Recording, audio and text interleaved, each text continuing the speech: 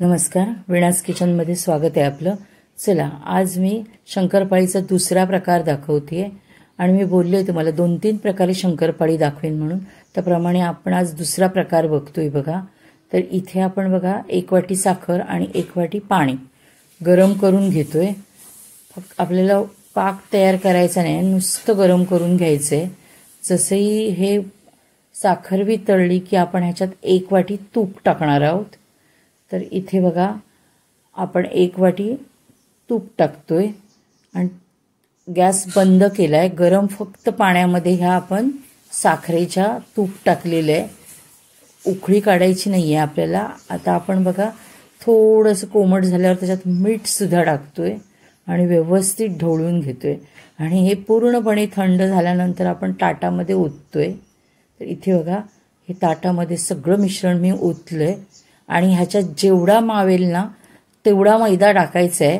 आणि साखरेचं जर म्हणाल म्हणजे खूप जणांचे प्रश्न असतात असे की 5 वाट्या 6 वाट्या आपण मैदा ह्याच्यात टाकला 1 वाटीला तर शंकरपाळी गोड होते की नाही, तर 100% गोड होते। अजिबात गोडाचा काही प्रॉब्लेम होत नाहीये। त्याच्यामुळे तुम्ही ह्याच्यात जेवढा मैदा मावेल तेवढा भिजवा, तर शंकरपाळी तुमची एकदम खुसखुशीत होणार आहे बिस्किटाप्रमाणे। तर इथे मी फक्त 2च वाट्या आधी टाकले आणि मुद्दामून तुम्हाला दाखवले बघा किती पातळ आहे आपल्या हातातलं जे हे मिश्रण आहे ते।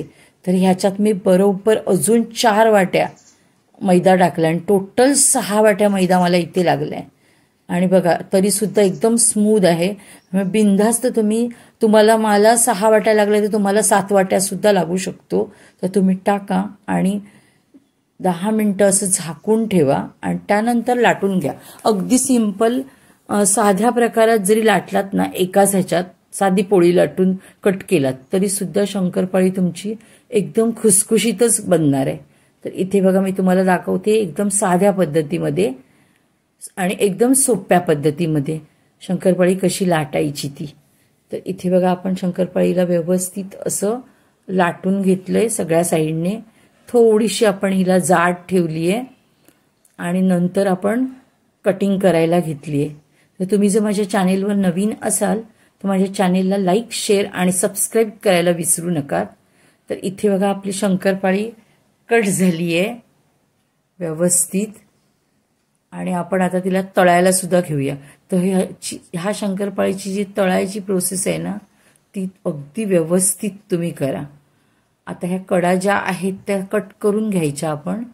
ह्या बघा, तर इथे अशा मी कडा कट करून टाकल्या आहेत आणि त्यानंतर मी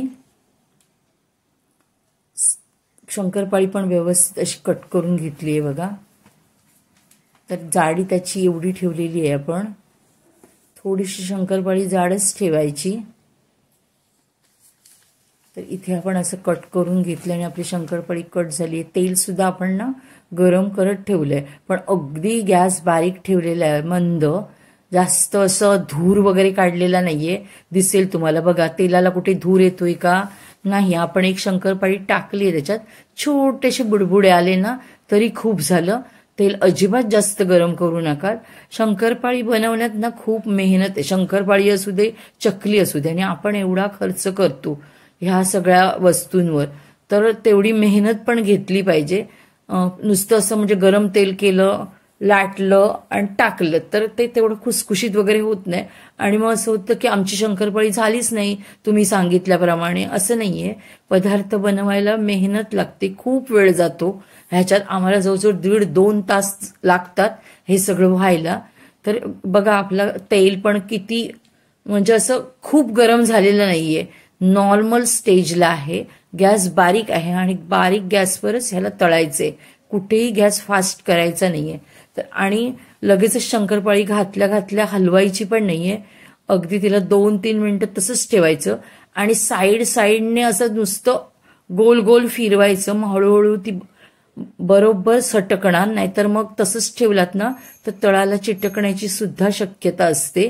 त्याच्यामुळे मी दाखवते त्या पद्धतीनेच तुम्ही शंकरपाळीला हळूहळू ढवळा आणि ते सुद्धा साईडने, आणि अगदी असा कलर येईपर्यंत तळायची। आणि या स्टेजला जर तुम्ही काढलात की बरोबर आतमध्ये प्रोसेस चालू असते तिची भाजण्याची, आणि ती बरोबर चॉकलेटी कलरची होते आणि चॉकलेटी झाली म्हणून काही प्रॉब्लेम नाही. अशी झाली तरच तुमची शंकरपाळी एकदम खस्ती होणार आहे. तर इथे आपली शंकरपाळी तयार झालेली आहे. या पद्धतीने नक्की करा. धन्यवाद.